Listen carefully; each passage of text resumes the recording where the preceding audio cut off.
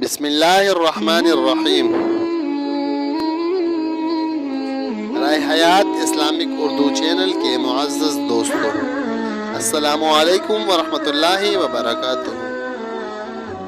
ہماری آج کی موضوع حرمین شریفین میں حفاظت نظر۔ ارشاد فرمایا کہ نامحرموں پر نظر کرنا سارے عالم میں حرام ہے، لیکن عالم حرمین شریفین میں اس کی حرمت اشد ہے۔ وجہ کیا ہے کہ یہاں آنے والوں اور آنے والیاں اللہ تعالیٰ کے مہمان ہیں، اور میزبان اپنے مہمان کی ذلت کو اپنی ذلت سمجھتا ہے۔ جیسے حضرت لوط علیہ السلام نے فرمایا، اس قوم سے جو فرشتوں کو حسین لڑکے سمجھ کر ان کی طرف برا ارادہ کر رہی تھی، اور اس وقت تک حضرت لوط علیہ السلام کو بھی علم نہیں تھا کہ یہ فرشتے ہیں، لہٰذا انہوں نے فرمایا قال ان هؤلاء ضیفی فلا تفضحون، اے نالائکو یہ میرے مہمان ہیں، مجھے رسوا نہ کرو۔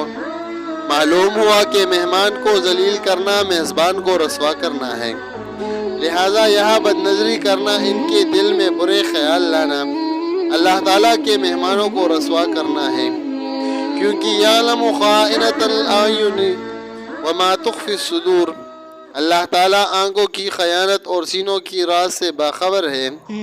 وہ جانتے ہیں کہ یہ نالائق میرے مہمانوں کو بری نظر سے دیکھ رہا ہے اور ان کے متعلق برے برے خیالات کو پکا رہا ہے، لہٰذا جو یہاں بدنظری کرے گا اللہ تعالیٰ کے حقوق کی عظمت میں مجرم ہو جائے گا، اور مدینہ شریف میں بدنگاہی کی تو عظمت الوہیت میں کوتاہی کا بھی مجرم ہوا، اور عظمت رسالت کے حقوق میں بھی مجرم ہوا، کیونکہ حرم مکہ میں وہ اللہ کے مہمان ہیں اور مدینہ منورہ میں اللہ کے بھی مہمان ہیں، اور رسول اللہ صلی اللہ علیہ وآلہ وسلم کے بھی مہمان ہیں۔